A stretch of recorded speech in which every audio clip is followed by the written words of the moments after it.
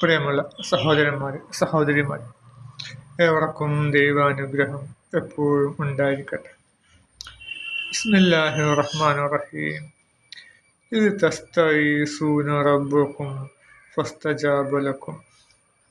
നിങ്ങൾ നിങ്ങളുടെ രക്ഷിതാവിനോട് സഹായം തേടിയിരുന്ന സന്ദർഭം ഓർക്കുക. തുടരെയായി 1000 മലക്കുകളെ അയച്ചുകൊണ്ട് ഞാൻ നിങ്ങൾക്ക് സഹായം നൽകുന്നതാണ് എന്ന് അവൻ അപ്പോൾ നിങ്ങൾക്ക് മറുപടി നൽകി. അപ്പോൾ ബദ്ർ യുദ്ധത്തിൻ്റെ വേളയിൽ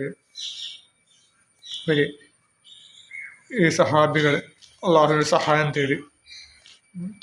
കാരണം ആദ്യമായിട്ടാണ് യുദ്ധത്തിന് പോകുന്നത്. അറബികൾ ആണെങ്കിലും ഒരു വലിയ യുദ്ധത്തിൽ പ്രവേശിക്കുന്നത് ആദ്യമായിട്ടാണ്. ഇത് മാത്രമല്ല, പ്രവാചകൻ എങ്ങനെയെങ്കിലും ഭൂമിയിൽ തുരത്തണമെന്ന് അതിയായി ആഗ്രഹിക്കുകയും അതിനുവേണ്ടി ധനം സമ്പാദിച്ചു കൊണ്ടിരിക്കുന്നവരുമാണ് ശത്രുക്കൾ. അപ്പോൾ ശത്രുക്കളുടെ കയ്യിൽ ഒരുപാട് ആയുധങ്ങളുണ്ട്. ആയുധങ്ങൾ കാലങ്ങളായി സംഭരിച്ചു വെച്ചിരിക്കുകയാണ്. അവർക്ക് നല്ല ഒട്ടകങ്ങളുണ്ട്, കുതിരകളുണ്ട്, കഴുതകളുണ്ട്, ഒക്കെ ഉണ്ട്. അതേസമയം മുസ്ലിങ്ങളുടെ കയ്യിൽ യാതൊന്നുമില്ല. പിടിയില്ലാത്ത വാള്, മറ്റ് നല്ല ഒട്ടകമോ ഒന്നുമില്ല, കുതിരയോ ഒന്നുമില്ല. അപ്പോൾ വളരെ അതുപോലെ തന്നെ അവർക്ക് മര്യാദയ്ക്കുള്ള ഭക്ഷണം, ആരോഗ്യം ഒക്കെ വളരെ കുറവാണ്. ദീർഘകാലം രഹസ്യ പ്രബോധനം മറ്റു കാര്യങ്ങളുമൊക്കെ ആയതുകൊണ്ട് മര്യാദയ്ക്കുള്ള ഭക്ഷണമൊന്നും കിട്ടാതെ വളരെ ദയനീയമായ അവസ്ഥയിലാണ്. അവർക്ക് മുസ്ലിങ്ങൾ എന്ത് തന്നെയായാലും തോൽക്കും എന്നുള്ളൊരു ധ്വനി മുസ്ലിങ്ങൾക്ക് വന്നു. അപ്പോൾ അവർ നിരന്തരമായി അള്ളാഹുവിനോട് പ്രാർത്ഥിച്ചു കൊണ്ടിരുന്നു. പക്ഷെ അള്ളാഹു എന്ത് ചെയ്തു? ആ പ്രാർത്ഥന ഒരിക്കലും തട്ടിക്കളഞ്ഞു. അള്ളാഹു എന്ത് ചെയ്തു? എന്താ പറഞ്ഞത്? 1000 മലക്കുകളെ അയച്ചുകൊണ്ട് നിങ്ങളെ സഹായിക്കുമെന്ന് പറഞ്ഞു. അപ്പോൾ അതാണ് ഇത്രയും വേണ്ടു നമുക്ക് മനസ്സിലായി. ആ മനസ്സിൻ്റെ ധൈര്യം, എന്തും മനസ്സിൻ്റെ ധൈര്യമാണ് നമുക്ക് വേണ്ടത്. അതുണ്ടെങ്കിലൊക്കെ ആയി.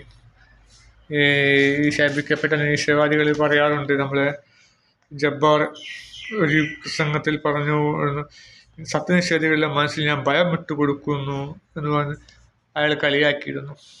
എൻ്റെ ഭയത്തോട് കൊടുക്കുന്നത് അതിനേക്കാൾ നല്ലത് അവരെ കൊന്നൊടുക്കിക്കൂടായിരുന്നു. ഭയമാണ് പെട്ടവർ കൊടുക്കുന്നത്. പക്ഷെ അതന്നെയാണ് ഏറ്റവും വലിയ അവർക്കുള്ള ശിക്ഷ, അല്ലെങ്കിൽ അവർക്കുള്ള ഏറ്റവും വലിയ പരാജയമാണ് ഭയം. മനസ്സിൻ്റെ ധൈര്യമാണ് ഏറ്റവും വലുത്. ഏതൊരു മേഖല എടുത്തു നോക്കിയാലും ധൈര്യമുള്ളവൻ വിജയിക്കുന്നത് കാണാം. ഞാൻ ഇങ്ങോട്ട് പറഞ്ഞല്ലോ, അതിവേഗതയിലൊക്കെ ബൈക്ക് ഓടിക്കുന്നവർക്ക് അവരുടെ മുമ്പിൽ പൂച്ചക്കുട്ടിയോ മറ്റെന്തെങ്കിലും നായ്ക്കുട്ടിയോ അല്ലെങ്കിൽ മനുഷ്യരോ ഒക്കെ മുമ്പിൽ വന്ന് ചാടില്ല. അവർ വളരെ കൂളായിട്ട് അങ്ങോട്ട് കട്ട് ചെയ്ത് പോകും. കാരണം അവർക്ക് മനസ്സിൽ ധൈര്യമാണ്. അത് യുവാക്കൾക്ക് ഭയങ്കര ധൈര്യമാണല്ലോ. യുവാക്കൾക്ക് ചുവപ്പാണ് ഇഷ്ടമെന്ന് പറഞ്ഞാൽ മതി. അപ്പോൾ അവർ കൂളായിട്ട് കട്ട് ചെയ്ത് പോകും. ഇനി അഥവാ അതിൻ്റെ അപകടം പറ്റിയാലും ഒരു വലിയ കാര്യമാക്കി എടുക്കുന്നില്ല. അവർ ആസ്പത്രിയിൽ കൊണ്ടുപോകും. അത് ആവും ആശുപത്രിയിൽ കിടക്കയിൽ കിടന്നുകൊണ്ട് തന്നെ സുഹൃത്തുക്കൾക്ക് വിളിക്കും, പറയും, ഞാനൊന്നും പറ്റില്ല, ചെറുതായിരുന്നു വാണ്ട് എല്ല് വിട്ട അത് 1 മാസം റെസ്റ്റ് എടുത്താൽ മതി. ഒക്കെ കൂളാക്കി എടുക്കും അവർ.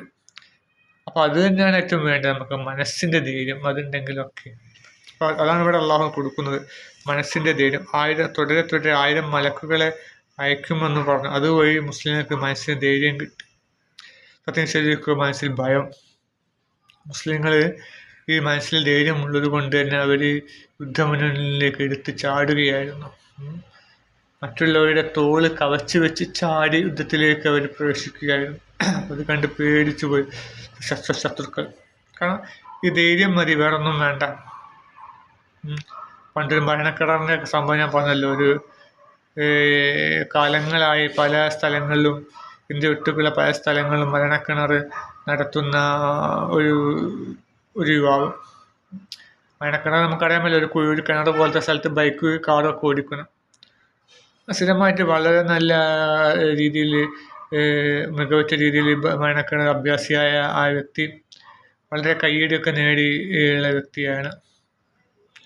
അങ്ങനെ ഒരിക്കൽ മരണക്കിണർ നടത്തുമ്പം ഇവർ കാലങ്ങളായി വീട്ടിൽ നിന്ന് അകന്നു നിൽക്കുന്നവരാണല്ലോ. അപ്പം ഇദ്ദേഹത്തിന് കൊച്ചു പെങ്ങളുണ്ട്. ആ പെങ്ങളുടെ ഓർമ്മ ഇദ്ദേഹത്തിനുണ്ട്. പക്ഷേ അതെല്ലാം മറന്നുകൊണ്ട് ഇവർ ഈ ജോലി സമ്പാദത്തിന് വേണ്ടിയുള്ള നെട്ടോട്ടത്തിലാണ്.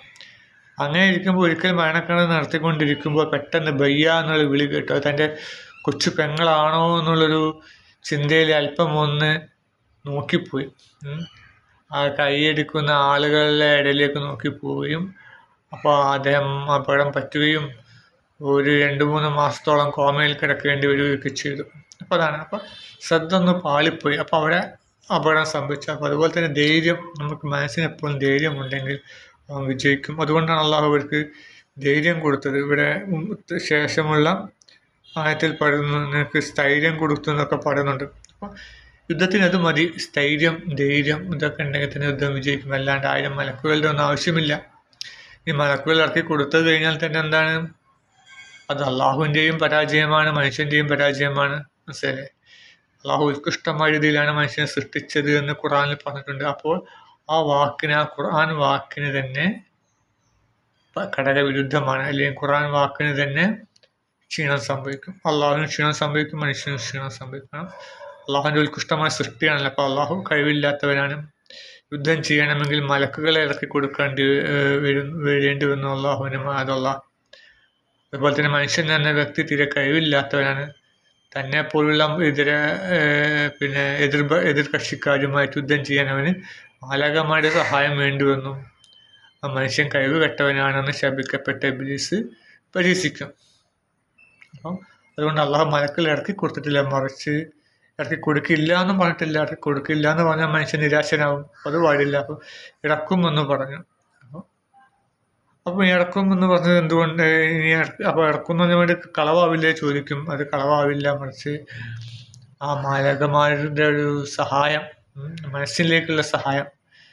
മാലാഖമാർക്ക് ചില മനസ്സിലേക്ക് പ്രവർത്തിക്കാനൊക്കെ കഴിയും, മനസ്സിൽ സന്തോഷം ഒക്കെ നൽകാനൊക്കെ കഴിയും. അല്ലേ? കുട്ടികളൊക്കെ ഞാൻ പറഞ്ഞില്ല, ചെറിയ കുട്ടികൾ കരയുകയും ചിരിക്കുകയും ചെയ്യുന്നത് കാണാം. ചെറുപ്പത്തിലൊക്കെ കുട്ടികൾ കിടന്നുറങ്ങുമ്പോൾ കുട്ടികൾ വിതുമ്പും, കരയുന്ന പോലെ ചുണ്ടൊക്കെ കൂട്ടി കരയുന്ന മാതിരി മുഖം കൂട്ടുകയും അല്പം കഴിഞ്ഞ് ചിരിക്കുകയും ചെയ്യുന്നത് കാണാം. അതുകൊണ്ടാണ് പഴമക്കാർ പറയും, അത് ശപിക്കപ്പെട്ട ഇബ്ലീസ് എന്ന് പറയും, നിൻ്റെ ഉമ്മ മരിച്ചുപോയി എന്ന് പറയും. അപ്പം കുട്ടി സങ്കടപ്പെടും, കരയുകയും ചെയ്യും. അപ്പോൾ ഉടനെ തന്നെ മാലാഖ എന്ന് പറയും, നിൻ്റെ ഉമ്മ മരിച്ചിട്ടൊന്നുമില്ല, നിനക്കിപ്പോൾ അല്ലേ മുലപ്പാൽ തന്നത് എന്ന് പറയുമ്പോൾ കുട്ടി ചിരിക്കുകയും ചെയ്യും. അങ്ങനെയാണ്. അപ്പോൾ ശപിക്കപ്പെട്ട ഇബ്ലീസ് കഴിയുന്നിടത്തോളം മനുഷ്യനെ ദ്രോഹിക്കാൻ വേണ്ടി ശ്രമിക്കും. അപ്പം അവൻ്റെ ദ്രോഹം അവൻ എങ്ങനെയാണ് പ്രവർത്തിപ്പിക്കുക? നമ്മളെപ്പോലെ മനുഷ്യരിലാണ് പ്രവർത്തിക്കുക. അവന് പദാർത്ഥ നിർഭരമല്ലല്ലോ ശപിക്കപ്പെട്ട ഇബ്ലീസ് പദാർത്ഥ നിർഭരമല്ല. അതുകൊണ്ട് മനുഷ്യനുമായിട്ട് അവന് പ്രവർത്തിക്കാൻ കഴിയില്ല. മനുഷ്യനൊരു മായയാണെങ്കിൽ, ഒരു പുകയാണെങ്കിൽ അവന് ചൂത്താൻ മനുഷ്യനെ എതിരിടാം. പക്ഷേ മനുഷ്യനൊരു പദാർത്ഥ നിർഭരമല്ലേ, ഭൂമിയിൽ ഊന്നി നിൽക്കുകയും ശരീരം ഒക്കെ പ്രവർത്തിക്കുകയും ചെയ്യുന്ന ഒരു ജീവനം. ഇബ്ലീസ് ഒരു മായയാണെന്ന് കാണാൻ കഴിയില്ല. അപ്പോൾ അതുകൊണ്ട് അവന് നമ്മളെ എതിരിടാൻ കഴിയില്ല. അപ്പോൾ എന്ത് ചെയ്യും? നമ്മെപ്പോലുള്ള മറ്റു മനുഷ്യർ, അല്ലെങ്കിൽ നമ്മുടെ ശത്രുക്കളായ മനുഷ്യരിൽ അവനെന്ത് ചെയ്യും? പല ദുർബോധനങ്ങൾ നടത്തും. നമ്മെ ഇഷ്ടമില്ലാത്ത പല മനുഷ്യരിലും ദുർബോധനം ചെലുത്തി അവനെ നമുക്കെതിരെ തിരിക്കും. ഇപ്പം കാസിം ഉസ്താദ് പല സത്യങ്ങളും വിളിച്ചു പറയുന്നുണ്ടല്ലോ. ആ കാസിം ഉസ്താദിനോട് നിങ്ങൾ പ്രഭാഷണം നിർത്തണം, നിങ്ങൾ സംഖ്യകളുടെ ആളാണ്, മറ്റേതാണ് മറിച്ചതാണെന്നൊക്കെ പറയുന്നത് ആരാണ്? സുന്നികൾ തന്നെയാണ്. മനസ്സിലായി? അദ്ദേഹത്തിൻ്റെ ശത്രുക്കളായ സുന്നികൾ. അദ്ദേഹത്തിന് എങ്ങനെ ശത്രുക്കളുണ്ടായി? അദ്ദേഹത്തിന് കിട്ടുന്ന ജനസമ്മതി മറ്റുള്ളവർക്ക് കിട്ടും, മറ്റു സുന്നി പണ്ഡിതന്മാർ കിട്ടുന്നില്ല. അപ്പോൾ അസൂയ. ഒരിക്കൽ ഞാൻ സുന്നി പള്ളിയിൽ എന്ത് ചെയ്തു, ഈ കാസിം ഉസ്താദിൻ്റെ പ്രഭാഷണം കേട്ട് ചില ജോലികൾ ചെയ്യുകയാണ്. കാരണം പള്ളി അടിച്ചു വാരുകയും ഒക്കെ ചെയ്യുമ്പോൾ നമുക്ക് ആ മടുപ്പില്ലാതിരിക്കാൻ വേണ്ടിയിട്ട് എന്ത് ചെയ്യും, ഞാനധികം കാസിം ഉസ്താദിൻ്റെ പ്രഭാഷണം വെക്കും. പതിവായി ഇപ്പോൾ ഞാൻ അദ്ദേഹത്തിൻ്റെ പ്രസംഗം തന്നെ കേൾക്കാറുള്ളൂ. ബാത്റൂമിൽ പോകുമ്പോൾ മാത്രം മറ്റെന്തെങ്കിലും പ്രസംഗം കേൾക്കും. അല്ലാത്ത സമയത്തൊക്കെ, അധിക സമയത്തും ഭക്ഷണം കഴിക്കുമ്പോഴൊക്കെ, ലഘുവായ ജോലികൾ ചെയ്തുകൊണ്ടിരിക്കുന്ന സമയങ്ങളിലൊക്കെ കാസിം ഉസ്താദിൻ്റെ പ്രഭാഷണം കേട്ടുകൊണ്ടിരിക്കും. അങ്ങനെ ഈ പ്രഭാഷണം കേട്ടുകൊണ്ടിരിക്കുമ്പോൾ ഒരാൾക്ക് ഒരു സുന്നിയായ വ്യക്തി കടന്നു വന്നപ്പോൾ ഞാൻ കാസിം ഉസ്താദിൻ്റെ പ്രഭാഷണമാണെന്ന് പറഞ്ഞപ്പോൾ അതിൻ്റെ മുഖത്ത് വലിയ തെളിച്ചം പോരാ. ഞാൻ വിചാരിച്ചു സുന്നികളെ പ്രസംഗം ഇദ്ദേഹത്തിന് ഇഷ്ടപ്പെടുമല്ലോ എന്ന് കരുതി. പക്ഷേ അദ്ദേഹത്തിന് വലിയ തൃപ്തിയായിട്ടില്ല എന്ന് തോന്നുന്നു. മാത്രമല്ല അദ്ദേഹം ചിലപ്പോഴൊക്കെ പ്രസംഗം വെക്കുന്നത് കേൾക്കാം. പക്ഷേ അദ്ദേഹം കാസിം ഉസ്താദിൻ്റെ പ്രഭാഷണം വെക്കുന്നത് കേൾക്കാറില്ലായിരുന്നു. ആ പ്രദേശത്തുള്ള ആൾക്കാർ തന്നെയാണ് കുറേ മുമ്പ് ഒരു 98 കാലഘട്ടങ്ങളിൽ പിന്നെ കോഴിക്കോട് പിന്നെ ലിങ്ക് റോഡിൽ അദ്ദേഹം ഖാസിം ഉസ്താദ് ഒരു ഖുറാൻ സ്റ്റഡി സെൻറ്റർ നടത്തിയിരുന്നു. അവിടേക്കൊക്കെ സ്ഥിരമായിട്ട് അവരെല്ലാവരും കൂട്ടം ചേർന്ന് അവിടേക്ക് പോയി. ഞാനൊരു 1-2 പ്രാവശ്യം ഞാൻ പോയിട്ടുണ്ടായിരുന്നു. ഒക്കെ പോയ ആ കൂട്ടരാണ് ഇപ്പം അവർ ഖാസിം ഉസ്താദിനെ ഇഷ്ടപ്പെടാതിരിക്കുന്നത്. കാരണം എന്താണ്? അദ്ദേഹം പല സത്യങ്ങളും പറയുന്നുണ്ട്. കുറേ തലയെക്കെട്ടുകാർ ഇറങ്ങിയിട്ടുണ്ട് എന്നൊക്കെ പറഞ്ഞിട്ട്. അപ്പോൾ ഇവർക്ക് ഒരു ക്ഷീണമാണ് സുന്നികൾക്ക്. അതുകൊണ്ട് ഇവർ ഖാസിം ഉസ്താദിനെ ചെയ്യുന്നു. അപ്പോൾ ഖാസിം ഉസ്താദിൻ്റെ പ്രഭാഷണം ഒഴിവാക്കണമെങ്കിൽ ചെകുത്താൻ എന്ത് ചെയ്യുക? ചെകുത്താൻ നേരിട്ട് വന്നിട്ട് ഖാസിം ഉസ്താദിൻ്റെ ചവിട്ടിൽ പോയി പറയില്ല, അങ്ങനെ പറയാനായിട്ട് കഴിയുമില്ല. അത് മാത്രമല്ല അദ്ദേഹത്തിൻ്റെ പിന്നെ ഈമാനികമായ വെളിച്ചവും അദ്ദേഹത്തിൻ്റെ ഈമാനിക ദിക്റും മൂലം ചെകുത്താന് 1000 കാതം അകലെ പോയി നിൽക്കേണ്ടി വരും. ഖാസിം ഉസ്താദിൻ്റെ അടുത്തേക്ക് ഈ ചെകുത്താന് എത്താൻ കഴിയില്ല. അപ്പോൾ പിന്നെ എന്ത് മാർഗം? ഖാസിം ഉസ്താദിൻ്റെ അടുത്തേക്ക് വരുന്ന മറ്റു വ്യക്തികളിൽ പ്രവേശിക്കാൻ ചെകുത്താന് കഴിയുമല്ലോ. അപ്പോൾ അവന് രക്തം സഞ്ചരിക്കുന്ന വഴിയിലൂടെയൊക്കെ ഈ ശപിക്കപ്പെട്ട ചെകുത്താൻ സഞ്ചരിക്കാൻ കഴിയും. അപ്പോൾ അവരിൽ ദുർബോധം നടത്തി ഖാസിം ഉസ്താദിനെ തിരിച്ചുവിടും. അത് ഈയുള്ളവനും ഉണ്ടായിട്ടുണ്ട്. ഈയുള്ളവനും പല ഖുറാൻ ക്ലാസ്സൊക്കെ നടത്തുമ്പോൾ അല്ലെങ്കിൽ മറ്റു പല സത്യങ്ങളും പറയുമ്പോൾ മാതാപിതാക്കളും ഭാര്യമാരും കുട്ടികളും ഒക്കെ പറയാറുണ്ട്, ഇതൊക്കെ നിർത്തണം, ഒഴിവാക്കണം എന്നൊക്കെ പറയാറുണ്ട്. അയൽവാസികൾ പറയാറുണ്ട്. അപ്പം എങ്ങനെയാണ് അവൻ്റെ പ്രവർത്തനം? നമ്മുടെ ശത്രുക്കളിൽ കൂടി അവൻ പ്രവർത്തിക്കും. അല്ലെങ്കിൽ നമുക്ക് വേണ്ടപ്പെട്ടവർ പറയും. ശത്രുക്കളാവണമില്ല, നമ്മളുമായിട്ട് ബന്ധമുള്ള ആ വ്യക്തികളുടെ മനസ്സിൽ കയറി അവൻ പറയും. എല്ലാം ചെകുത്താൻ അശരീരി രൂപത്തിൽ നമ്മളൊന്നും പറയാൻ കഴിയില്ലല്ലോ. അപ്പോൾ അങ്ങനെയാണ്. അപ്പം പറഞ്ഞു വരുന്നത് അള്ളാഹു സത്യവിശ്വാസികളെ സഹായിക്കുക, അവൻ്റെ മനസ്സിന് ധൈര്യം നൽകുന്നതിലൂടെയാണ്. നിഷേധികളെ തകർക്കുകയോ അവരുടെ മനസ്സിൽ ഭീതി വരുത്തും, ഭയം വരുത്തും. പിന്നെ അവർക്ക് ഉദവി നൽകില്ല, നേർവഴിയിൽ എത്തിച്ചേരാൻ ഉദവി നൽകില്ല. ഇപ്പോൾ ഞാനിപ്പം പല സംവാദങ്ങൾ പരലോകത്തെ പറ്റിയുള്ള സംവാദങ്ങൾ നടത്തിക്കൊണ്ടിരിക്കുമ്പോൾ ചില വാക്കുകൾ ഞാൻ അറിയാതെ പറഞ്ഞു പോകും. ചില വാക്കുകൾ പറയുമ്പോൾ എനിക്ക് അതിൻ്റെ ആ വാക്ക് പറഞ്ഞതിനുള്ള ഭവിഷ്യത്ത് എനിക്ക് മനസ്സിലാവും. പക്ഷേ അള്ളാഹുവിൻ്റെ അനുഗ്രഹത്താൽ അത് എൻ്റെ എതിരാളിക്ക് മനസ്സിലാവില്ല. അതിങ്ങനെ ഒരു ലൂപ്പ് പോയിന്റിലൂടെ ഉണ്ട്, അതുവഴി അവർക്ക് വിജയിക്കാം എന്നുള്ളത് അള്ളാഹു അവർക്ക് മനസ്സിലാക്കി കൊടുക്കില്ല. അപ്പോൾ ഞാൻ പരസ്പരോട് വിചാരിക്കും, പരസ്പരം അത് ആ ഫോൾട്ട് അവർക്ക് മനസ്സിലാവരുത് എന്ന്. അപ്പോൾ അതാണ്. അപ്പം ഇതൊക്കെ അള്ളാഹു എന്ത് അവർക്ക് നേർവഴിയിൽ എത്താനുള്ളത് ഉദവി കൊടുക്കില്ല. അപ്പോൾ ഭൂമി പരന്നതാണെന്നുള്ള സത്യം ഇവിടെ എല്ലായിടത്തും ഉണ്ട്. നമുക്ക് പ്രത്യക്ഷത്തിൽ കാണാനും കഴിയും. പഠനഭൂമിക്കാർക്ക് ഒരുപാട് സത്യങ്ങൾ അയച്ചു തരുന്നുണ്ട്. അവർ മനസ്സിലാക്കിയ സത്യങ്ങൾ പല ഫോട്ടോസ് രൂപത്തിലൊക്കെ ഉണ്ട്, തെളിവുകളും ഒക്കെ ഉണ്ട്. കൂരമ്പ് പോലെ തടക്കുന്ന ചോദ്യങ്ങളും ഒക്കെ ഉണ്ട്. അതൊന്നും മനസ്സിലാക്കാൻ കഴിയാതെ ഉരുണ്ട ഭൂമിക്കാർ അവർ പണ്ടത്തെ ഗ്രാഫിക്സ്, നാസ അയക്കുന്ന ഗ്രാഫിക്സിൽ വിശ്വസിച്ചു കൊണ്ടിരിക്കുകയാണ്. അപ്പോൾ എന്താണ്? അള്ളാഹു അവർക്ക് ഉദവി നൽകുന്നില്ല, സത്യം മനസ്സിലാക്കാനുള്ള ഉദവി നൽകിയില്ല. പറഞ്ഞു വരുന്നത് സത്യവിശ്വാസികൾ അള്ളാഹു സഹായിക്കുക, ആ സത്യവിശ്വാസികളുടെ മനസ്സിൽ ധൈര്യം ഇട്ടുകൊടുക്കുകയും സത്യനിഷേധികളെ അള്ളാഹു അവരെ ആപത്തിൽ അകപ്പെടുത്തുക, അവരുടെ മനസ്സിൽ ഭയം ഇട്ടുകൊടുക്കുകയും അവരെ നേർവഴി കാട്ടിക്കൊടുക്കുകയും ചെയ്യില്ല. അവരെ നേർവഴിയിൽ നകറ്റിക്കളയും. സത്യവിശ്വാസികൾക്ക് അള്ളാഹു നേർവഴി കാട്ടിക്കൊടുക്കും. അതുകൊണ്ടാണ് ഫാത്തിഹയിൽ നമ്മൾ ഇഹ്ദിന സിറാത്തൽ മുസ്തഖീം എന്ന് പറഞ്ഞ് നിങ്ങൾ നേർവഴിയിൽ നയിക്കണമെന്ന്. യഥാർത്ഥ മാർഗത്തിൽ പലവിധ വഴികളുണ്ട്. ഈ ഉള്ളവനും കുറേ കാലം ഉരുണ്ട ഭൂമിക്കാരനാണ്. 2017 വരെ ഉരുണ്ട ഭൂമിക്കാരനായിരുന്നു. പിന്നെ അതിന് ശേഷമാണ് പരിണാമയെ പറ്റിയുള്ള ലേഖനം വായിക്കാനിടയായത്. പരിണാമക്കാരനാവുകയും ചെയ്തു. അള്ളാഹു ആ വഴിയിലേക്ക് തന്നെ നടത്തി തന്നു. മനസ്സിലെ ആവശ്യമായിട്ട് ഈ ഡൂഡി ജോസഫിൻ്റെ വീഡിയോസ് കാണാനിടയായി. അദ്ദേഹത്തിൻ്റെ വീഡിയോയിൽ ഒരുപാട് അറിവുകളുണ്ട്. മനസ്സിലെ മറ്റ് പണം ഉണ്ടാക്കാനുള്ള പല വീഡിയോസും യൂട്യൂബിലുണ്ട്. മറ്റ് തക്കിട തരികിട വീഡിയോസുകളുണ്ട്. അതൊന്നും കാണാതെ അറിവ് നേടുന്ന വീഡിയോനോട് താല്പര്യമുണ്ടായി. വിശ്വാസിയുടെ വീണുപോയ സ്വത്താണുള്ള വിജ്ഞാനം. അപ്പോൾ ആ വിജ്ഞാനം മനസ്സിലാക്കാൻ ഉള്ളൊരു വിജ്ഞാനം നുകരാനുള്ളൊരു ത്വര എനിക്ക് വന്നു.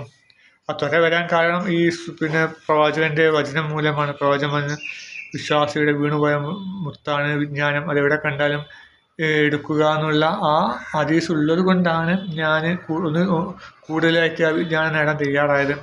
പണ്ടേ എനിക്ക് അറിവുകൾ നേടാൻ താല്പര്യമുണ്ടായിരുന്നു.